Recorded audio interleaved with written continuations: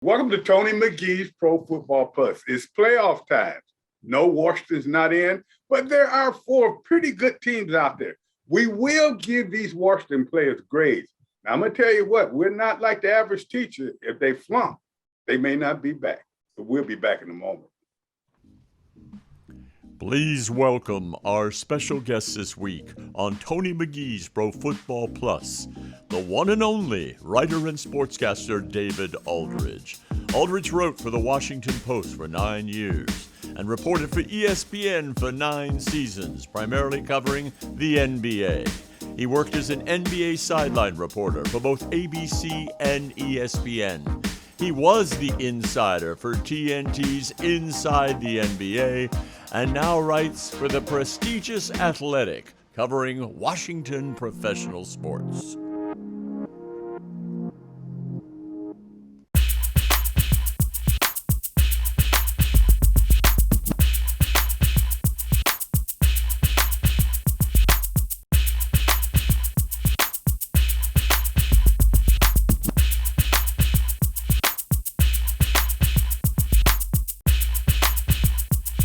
When I was a child, I used to hate when it was time for the grades to come out because I knew mine wasn't going to be pretty good at that time. But right now, you have a lot of grown men that's making millions of dollars to do a job. So when we grade them on this show, just understand, we're trying to be fair, and we'll talk about it. Now, let's talk offense a little bit. Terry McLaurin, that's our MVP. Over 1,000 yards, did pretty well.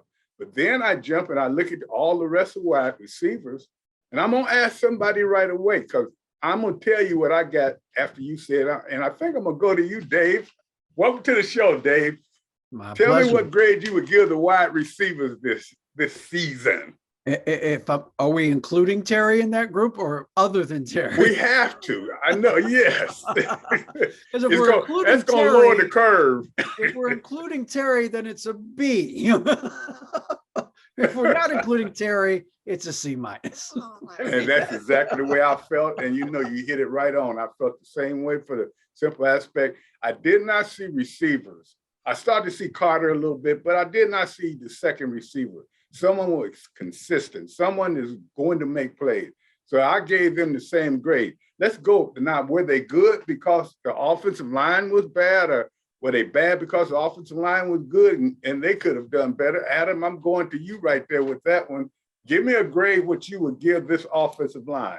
Well, that's where I really have questions, Tony. When you think about it, you mentioned the receivers, but then the offensive line didn't give them the kind of time they're used to. Now, part of it is Brandon Scherff not being healthy all the time. He's a huge question mark, even though he's by far their best offensive lineman. Do you name him your franchise player for another year? I'm not so sure you do that. I give their offensive line a C minus outside of him. And we're right on key. That's what I look. I look at them. I felt that I gave them just a C at first because I felt like the coordinator did not use them the way he should have at times. If you would notice towards the end of the year when he started letting them run the ball more, they became a better line. So we've gone through the running. We haven't gone through the running backs yet. I'm getting ready to talk about them. Now, Donna, we asked this question before. What grade would you give these running backs? Because now I've been right on point. I look at both of your grades are right. Donna, how do you feel about the running backs?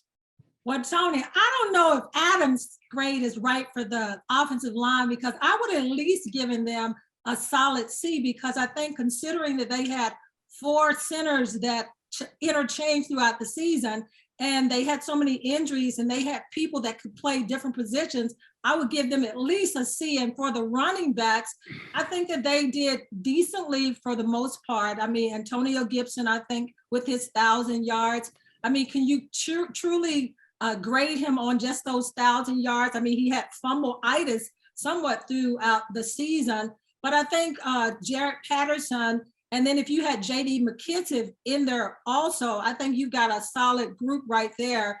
But I would still give them probably a C+, and I'm just being a little good because I've got the red pin out for a lot of positions. Well, that was what I gave them as well. I thought that they played well. We know Terry was outstanding, but the thing that bothered me when they shut him down, there was a problem. And I look at the whole thing, and yes, I go along with you with that offensive line. I can give them up to a C, but it was times when the quarterback was running for his life. Let's be truthful out there. So when I take a look at this whole thing, I'm not just looking at the one position.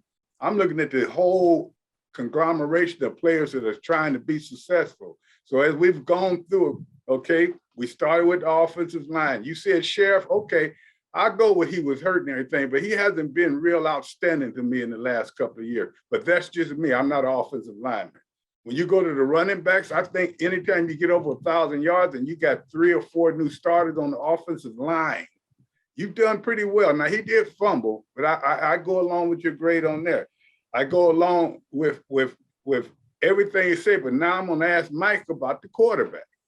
Okay. You know, everybody is saying, do you go with this young man? Do you give him a shot? He played well here. He didn't play here. He looked like he was a 50-50 man to me, and I'll tell you what I give him, Mike, once you give me your assessment. Well, I mean, I think I'd have to give him a C+. I mean, he was not scheduled to start this season. Ryan Fitzpatrick was. And I think I mentioned a couple of shows ago that I don't think anybody in the world thought Ryan Fitzpatrick would go out in the first game, that Taylor Heineke would be your starter all season long. And based on some of his injury past, that he would make it all the way through a season, but he did bulk up in the offseason. So I would give him a C+. I think he's your starter next year. Unless, of course, you manage to sign somebody with a big name like a Russell Wilson. I think that's conceivable of all the big quarterbacks out there. But let me just jump in, because I agree with Donna on the one thing with the offensive line. I think, you know, this was a patchwork line. They didn't really know what they had in Charles Leno, and they were very pleased. They've signed him to a couple more years. They brought in Eric Flowers from Miami. I thought he did well. Chase Rouillet, of course, he's your center of the future. Brendan Sheriff will probably be gone. The only thing I thought, and you all can jump in on this if you want, is I thought Sam Cosmi was a nice addition. He was drafted early. I thought he was a nice addition at right tackle, but I often thought if they'd kept Morgan Moses and brought Sam Cosmi along, and maybe I think Cosmi really as a guard, and moved him into the guard position when Brandon Sheriff went down, I sort of wonder about that. And then the one thing I wanted to talk about with the running backs, and Donna's talked a lot about this in the past, and that's J.D. McKissick. You know, if you look at that 4-game win streak, and then McKissick goes down, that was a crusher. That was a bone crusher. Last year, he was one of the top running backs coming out of the backfield in receptions. And he was sort of your Brian Mitchell. And when you lose that, you lose a lot. So, I mean, I don't know, guys. I think that they're a lot better than people think they are. And I think Heineke's your starter next year, depending on what they do. Tony, before you jump in, Mike, I got you right there. I was just biting my tongue to wait to get back in about the quarterback. He gave Heineke C+.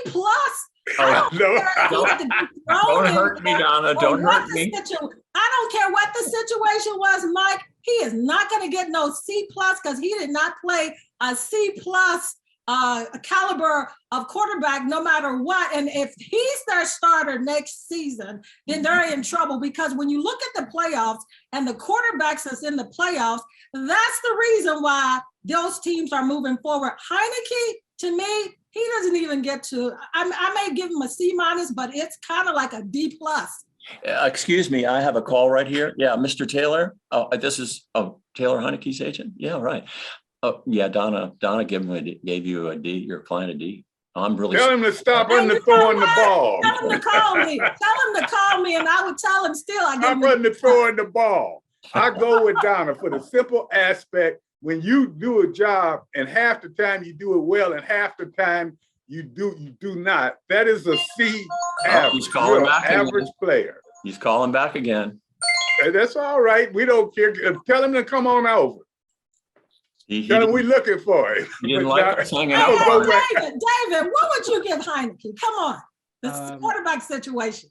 No, I don't think I would give him a C plus. I would give him a C minus, Donna. I think he played as well as you could possibly expect him to play, given Mike's point that he wasn't supposed to start this year. Nobody, and certainly wasn't supposed to start the whole season. But it's the most important position in sports.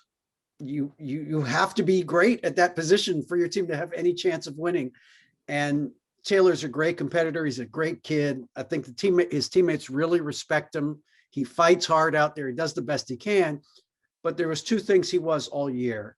He was late and he wasn't accurate. And you just can't have that combination. Thank you. As a starting quarterback in this league. When you're late, when guys are open and you're late, that allows the defense to recover. And when you're not accurate, you can't fit the ball in tight windows in the red zone. And that's all we saw Sunday, for example, when Buffalo played Kansas City. That's all we saw was Mahomes and Allen throwing in the tight window after tight window after tight window. And you have to be able to do that in this league for your team to win big games and especially win in the playoffs. And Taylor just does not have the arm to do that. And he doesn't have the accuracy to do that. And it's not a criticism of him. Please believe me. I think he absolutely maxed out with what he's been given. Yes. And I think he worked incredibly hard at getting better and trying to do better. But it's a talent position. You have to have a special talent to play quarterback in the National Football League. And I think he's a perfectly good backup. I think you can finish a game with him. I think you can spot start him, but what you can't do is start him 15, 16 games in the season.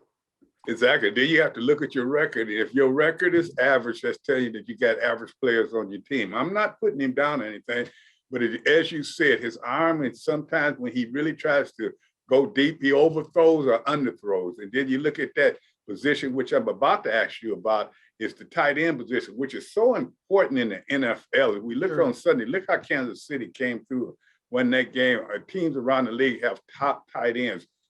This year, when our tight ends, and Mike, I should go back to you because you were on top of the tight ends from the beginning of the year. What grade did you give them? An A minus?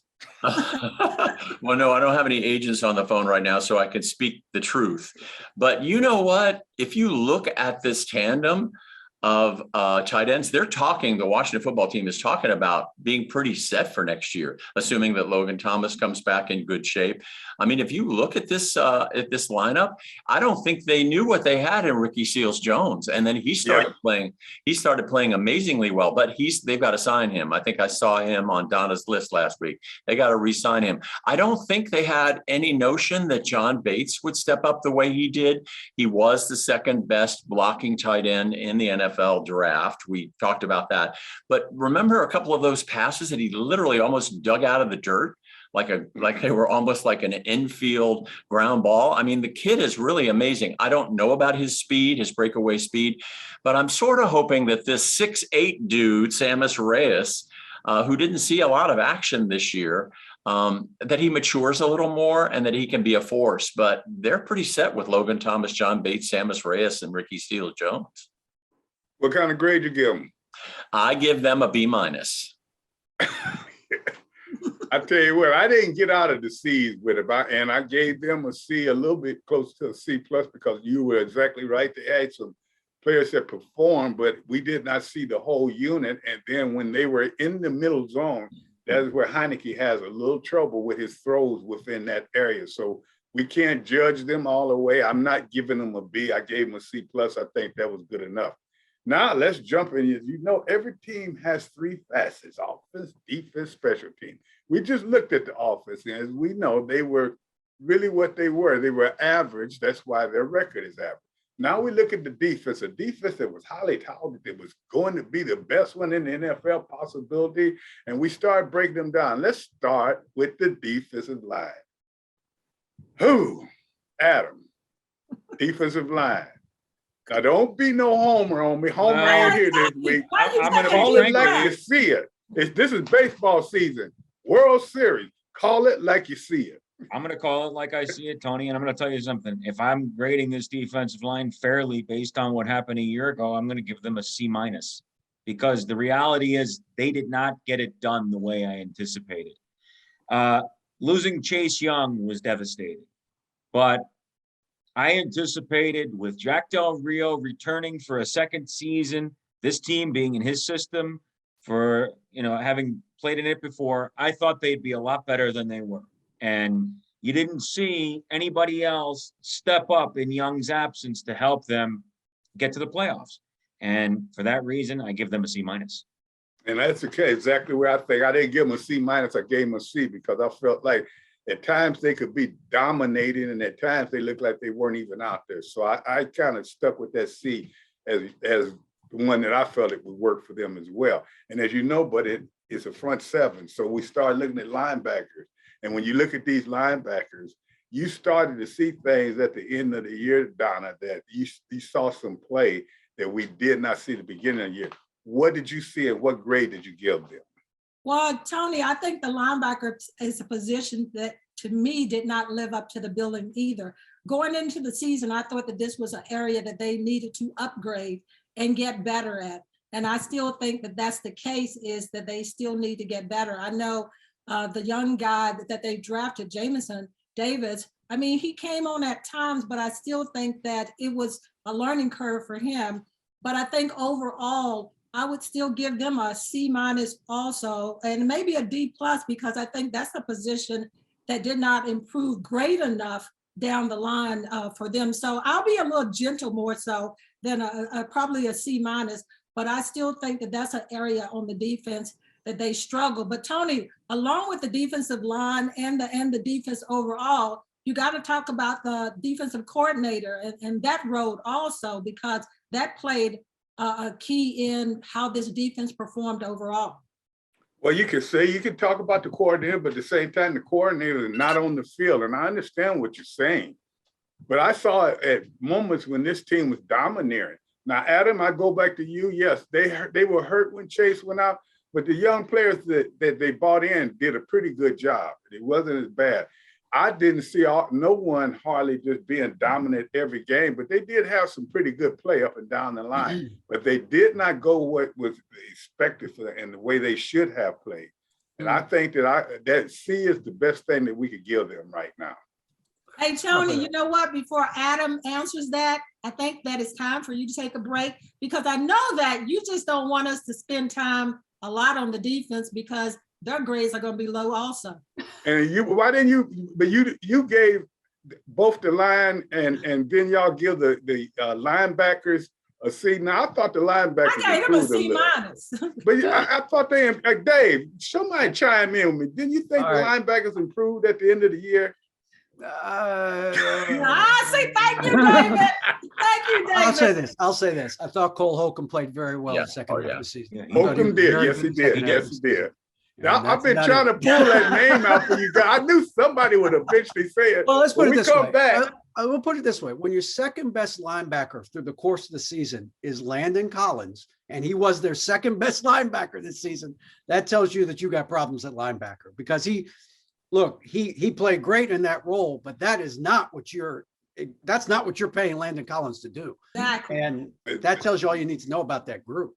Exactly. And Landon Collins is really a defensive back. And we will talk about them when they get back, because we may not get out of the D area with them. We'll be back in a moment.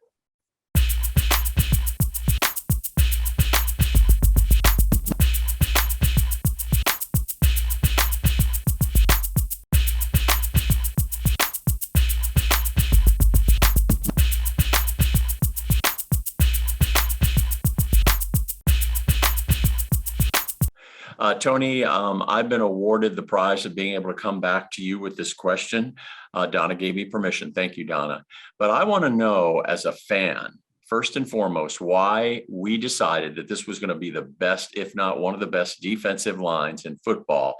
What do we base that on? And they finished essentially in 3 of the 5 categories toward the bottom of the league. And we thought this was going to be a sack attack par excellence. And we saw a lack of discipline, and we saw a lack of pressure. What was going on this year? Well, if you take a look at it, Mike, we were evaluating this team by their draft status, and we were evaluating each individual. What we did not evaluate is them as a team, a set of 4 players trying to get things done. as you said, when Chase went out, yes, that was a big loss. But at the same time, Williams came in and he did some technique things that I thought was pretty good for someone who was just coming in to fill in for the Stars. When you also had other players, it was some injuries, but really, if you think about it, it wasn't that many injuries on the defensive line. So we thought that they were going to take that next step this year. And let's be truthful about it. They did not. Well, I just want to say this. That's one of the reasons I gave them the grade I did, Tony. If you look back throughout the season, they really struggled on third down. They couldn't get off the field. And that's why I gave them the grade I did. But I think you got to give kudos to John Allen. I want to throw his name out there because that was one guy across the defensive line that played well. And you know what? I laugh at the fact that when he came into press conference, he was mad when they won. He was mad when they lost and everything. So, but I think that he really played solid all year long. And, you know, kudos to him. Okay, well, how about my deep? Now, I'm going to go back and like I said, it's facets to everything. You got to have a good defensive line, linebackers in the middle to stop those tight ends. But Dave, tell me about the defensive backs for this Washington team this year. Now, Collins, I don't know if we say he's a defensive back or if he's a linebacker, but the position that the way he played that position was excellent. He was terrific. He was terrific at that hybrid. I just don't know. And I think we saw this at the end, you know, I just don't know if he can hold up over a 17-game schedule. He's 210 pounds. He's taken on offensive linemen, you know, 4 or 5 times more than he normally would. And I just think you wear down, and we saw he got hurt. And so long range, is that a position that he can play year in and year out? I have my doubts. But as far as the secondary goes, I'm going to give them a D+, and that's about as good as I can do. And the only reason I'm giving them a D+ is because I think Cam Curl's really good, and they got him on the field, and they kind of figured out how to get him on the field and have Landon on the field, and that was some of their best work. But look, let's be honest, they threw a lot of money at William Jackson. I don't think it's all his fault.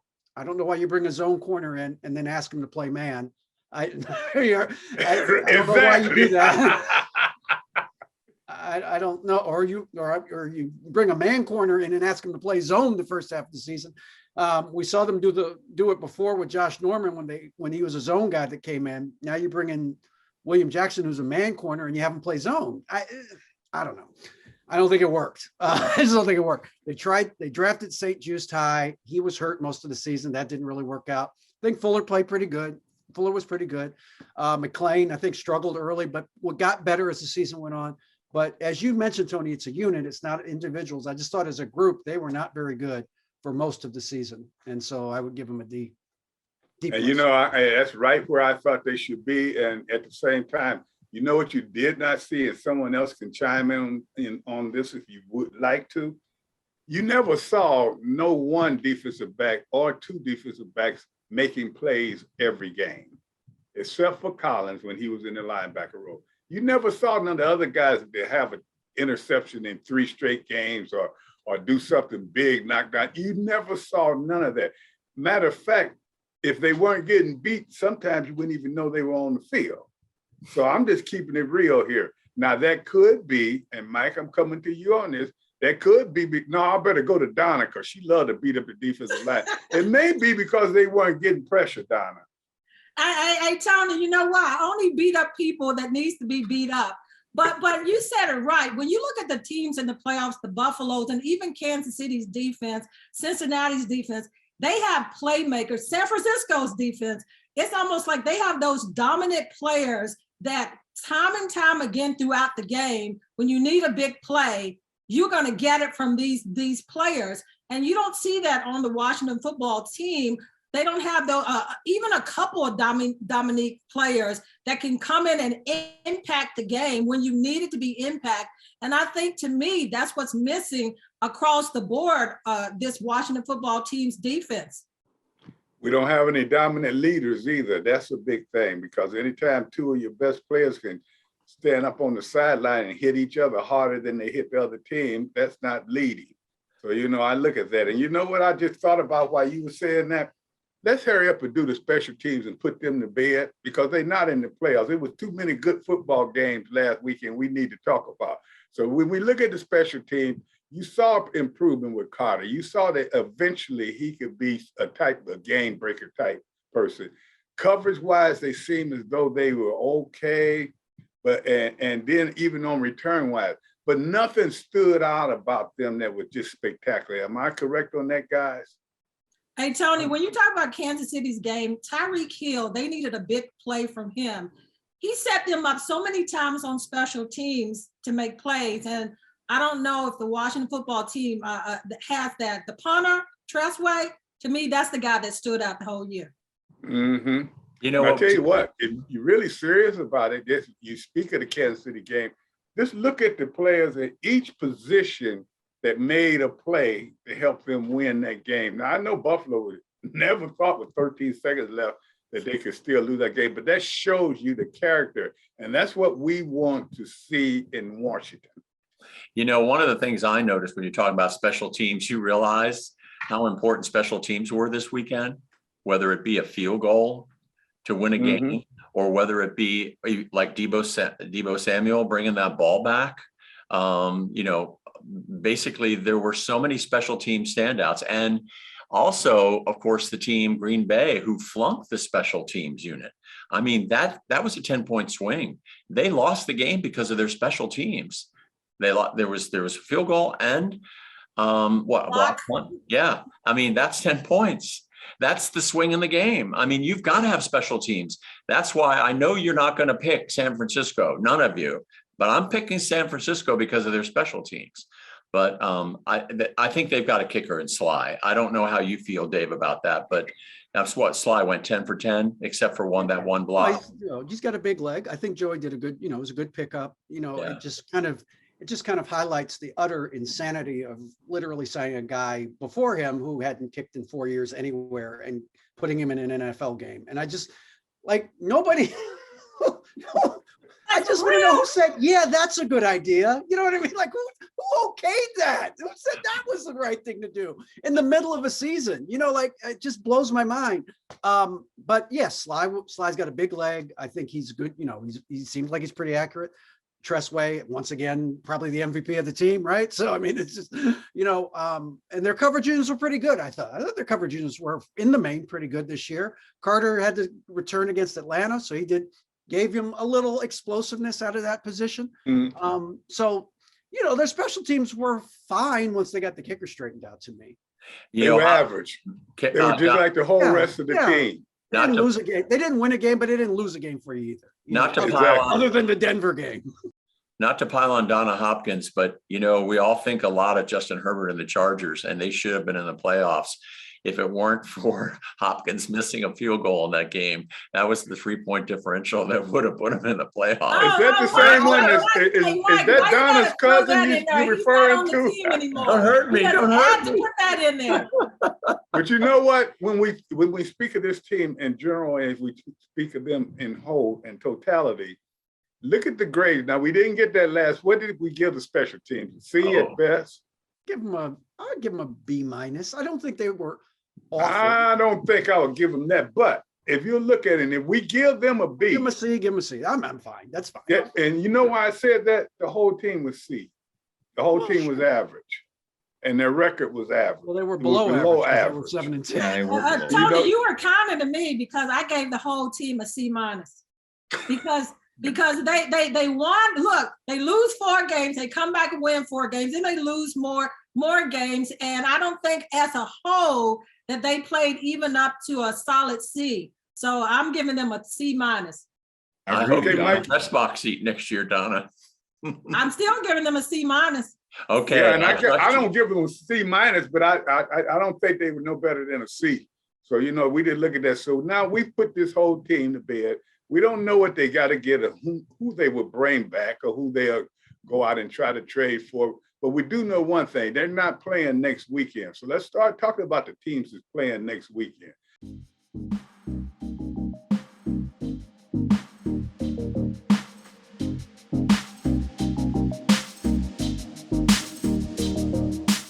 I tell you what, it was some outstanding games on Sunday. And you know what? And anybody can say what they want to. You saw why those teams were playing on the weekend. each and every team, you think about it, you did not see a game last Sunday that was a bad game. No, you didn't. Damn. Don't talk at once, y'all. Well, I'll just say this. The team that impressed me the most was the Cincinnati Bengals. The more I watch Joe Burrow, the more I'm a believer in him. And I picked against him against the Raiders. I picked against him with Tennessee. I'm not picking against him this time. No, I'm not either.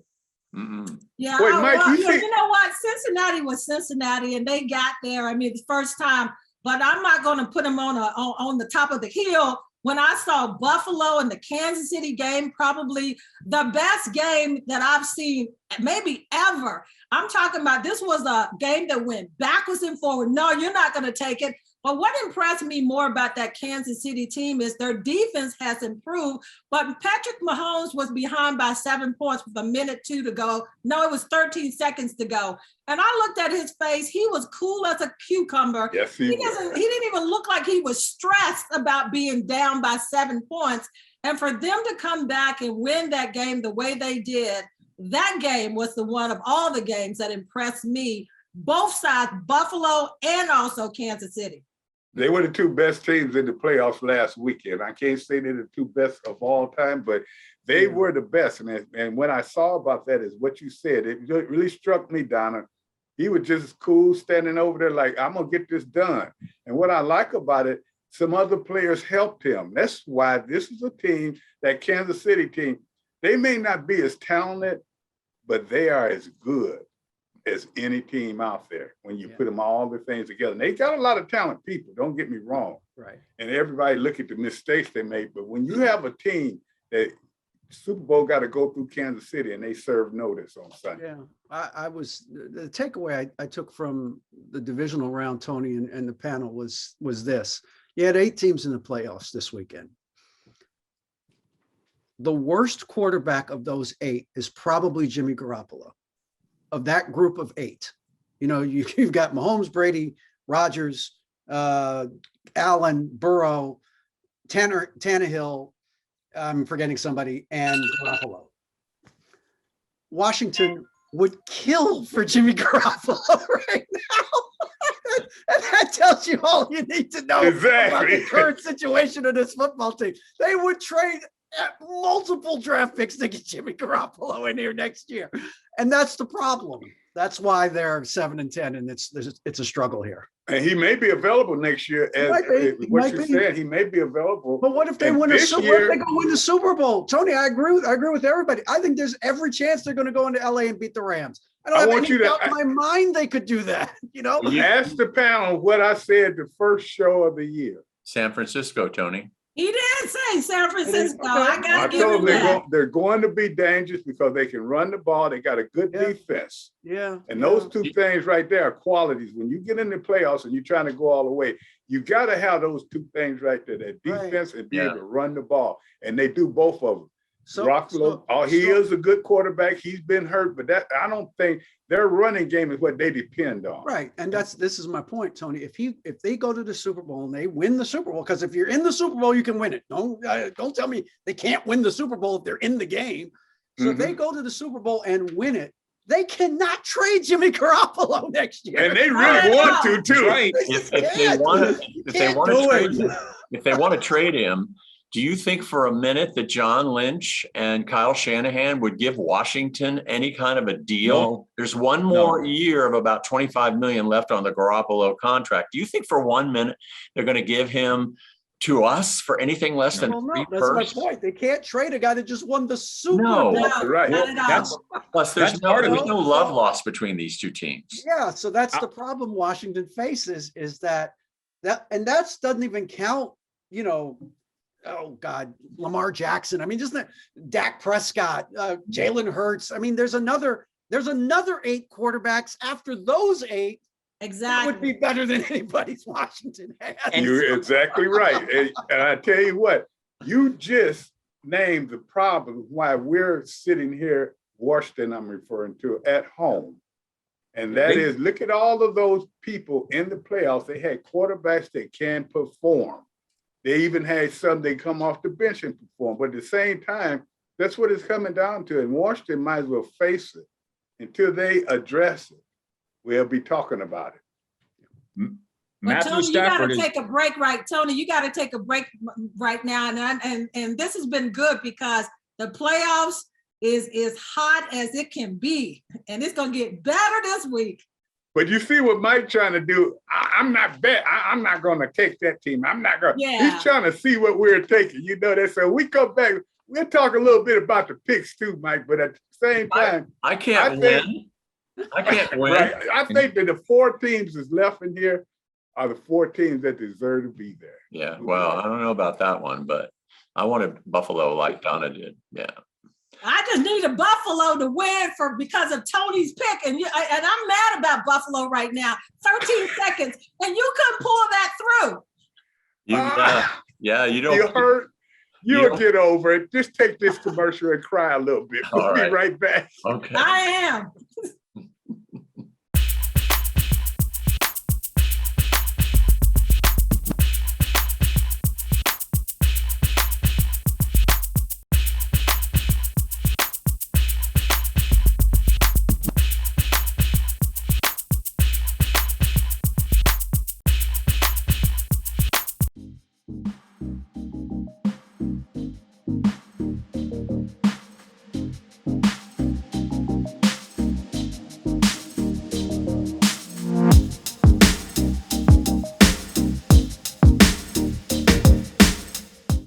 Well, this segment, we're going to talk a little bit about the lack of Black coaches in the NFL. And this is something that we've been talking about and a lot of people year after year.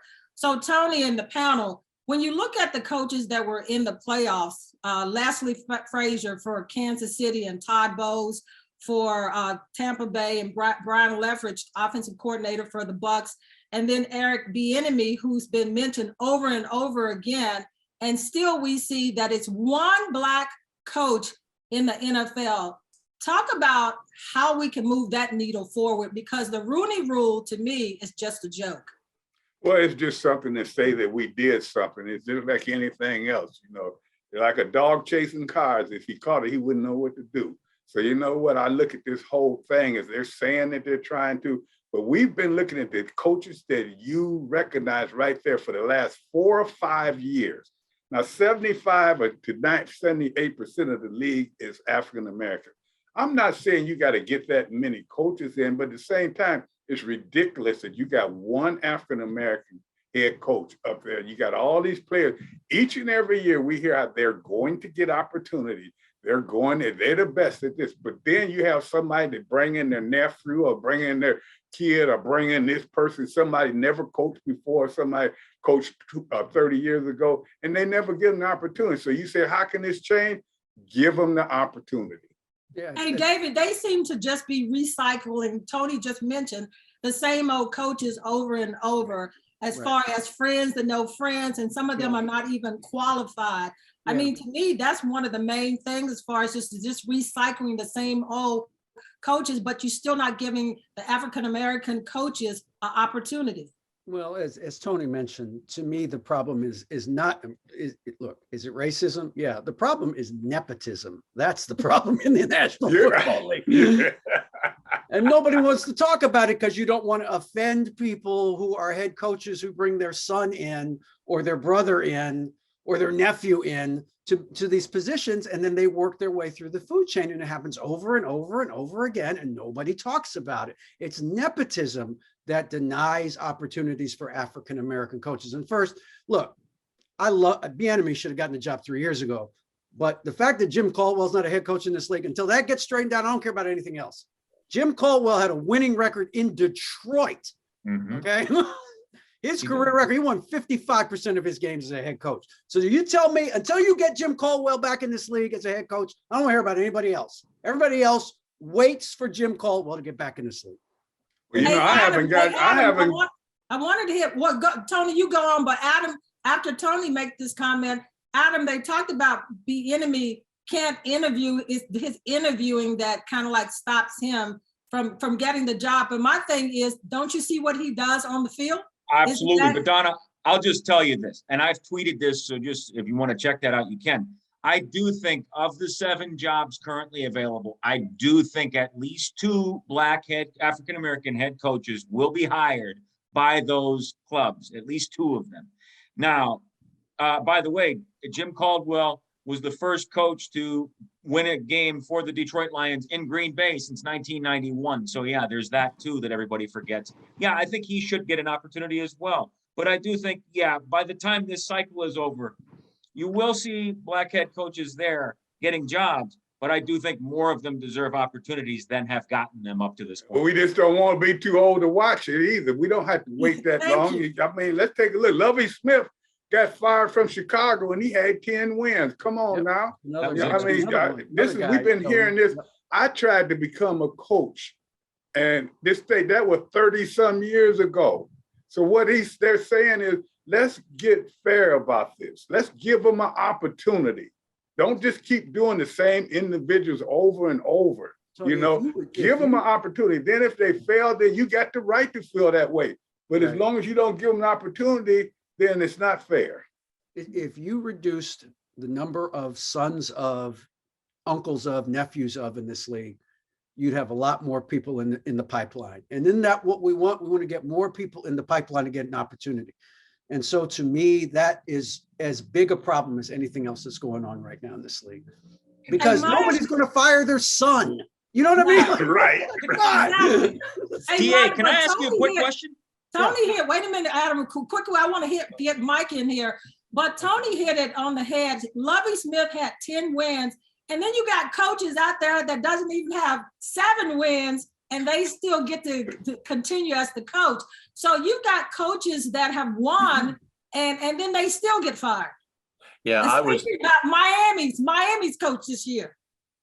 Right. I was a big fan of Byron Leftwich when he was with Marshall, and I worked at a television station where we carried all the Marshall. From West Virginia. Yeah, and I'm telling you, I love the kid. Now, he's not a kid anymore, but you forget he had a big arm. He could scramble. He reminded me a little bit of Doug Williams, a little chunkier, but he always knew the game and he knew all the ins and outs of the game. And I love this guy, and I'm shocked that he has not been offered a head coaching job. The other guy is Todd Bowles. I thought instead of Rivera, they were going to go after Todd Bowles. But I think I'm going to predict this. Both of these guys will get head coaching jobs.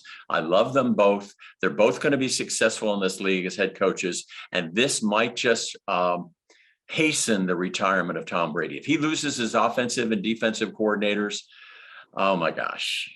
Oh my gosh. So I love them both, Donna, but I agree with you and I agree with Tony and Dave and Adam. I think there should be more African-American coaches in this league. There's just no reason in God's green earth why you have 78% of your personnel are of one race and you only have one person in the head coaching ranks that is of that race. That, I'm sorry, that is racist. And wait, if he had lost this year, he may not have been there. Yeah, Oh, well, exactly. that's true. But Tony, Adam said that he sees at least a couple of those guys being head coaches, maybe this year, next year. But I don't know if I agree with him that I don't see that's happening because you think about it, none of them have really knocked down their doors to say, hey, we want you to come on in here for our interview. I've checked. They have, Donna. They have. I've checked. I've been looking it up. But Adam, even with an interview, how many coaches have gotten interviews and they bring them in, but they haven't gotten a job still? No, you're right. But DA, just real quick, can I ask you a quick question? Why do you think Marvin Lewis hasn't been rehired? I think out of sight, out of mind happens in many areas of of our endeavors as people. And once you are not in the news and you're not on TV all the time and giving interviews, and Marvin is not a self-promoting guy, then they forget about you.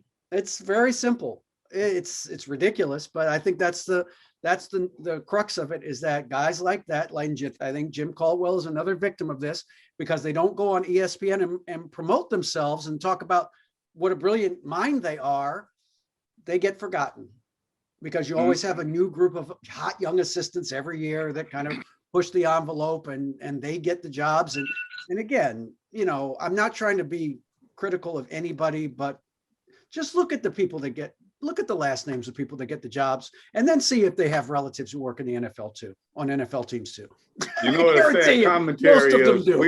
We were talking about this same thing 10 years ago. Yeah, That's the sad commentary. sure. And then even like what Adam just said, we got to hope that maybe in the next couple of years, we may get a couple in. Yeah. Okay. And that's the sad commentary about the whole thing. And, you know, I feel like this, whatever you do in life, it doesn't come down to what color you are, or it comes down to who you are. It comes down to what you do, and you do it the best you can do it. So, you know, give these guys an opportunity. But as we said, you look back in the history, and a coach that has 10 wins can be fired, and another one can go 10 years without 10 wins and still be on the job. That's a problem. Play fair. Yeah. Well, Tony, sorry, but you got to take another break. Well, you know, I need a break from them because This I'm is mad all heated. over again. But when we come back, we'll talk about who's leading in the picks. I heard it was some changes this weekend, and Thanks, Buffalo. big weekend. I mean, Thanks, Buffalo. and fans, that was what you saw. Donna did have a tear rag. She was crying when we came on air because she's behind. We'll be back. By one. By one. Playoffs. I tell you what, playoffs. I tell you what, I always remember that. We haven't been able to say that in a long time in Washington. We've changed the name. Now we got to change the culture. We got to get back out there. When they say our name, we make them tremble. But if we look at this now, these 4 teams left in the playoff, I made a statement which someone said, no, it isn't. But to me, they're the best 4 teams that was out there because they survived. I know you guys don't think San Francisco, but I told you day one. I know people thought in the middle of the year that Kansas City was falling apart. I told you he'd be back. Now the Rams, they haven't played together long enough. That's why I can see them slipping. They got a lot of good players, but as you know, it's going to take time for them to get together. And you know, you just look at this whole thing, and all 4 teams are very good. Let me hear you chime in on that.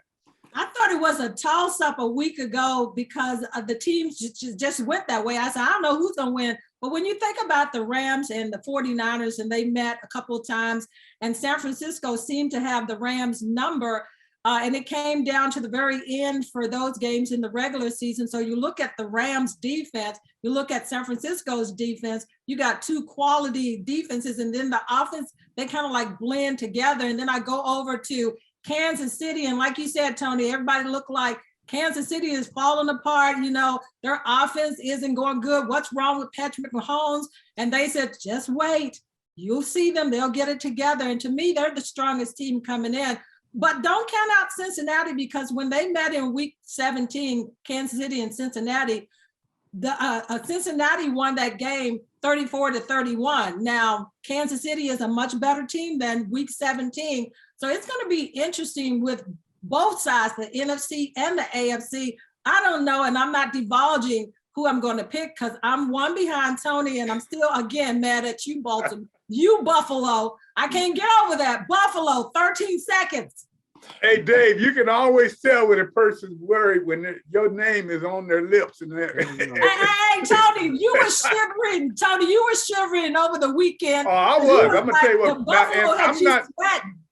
I'm not discrediting it. I think Cincinnati has a chance, but I look at it, even though I like their quarterback, I like everything, but they haven't been there in a long time. And that's one thing KC has that I'm looking at, that experience. And I know I've been in 2 Super Bowls. Yeah. I know that you need that somewhere down the line. But I look at these 4 teams, they're the 4 teams I thought, as I said, out of all of them, the Rams may have the biggest trouble for the simple reason that they got 4 or 5 players that are excellent, but they only have played together 4 or 5 games.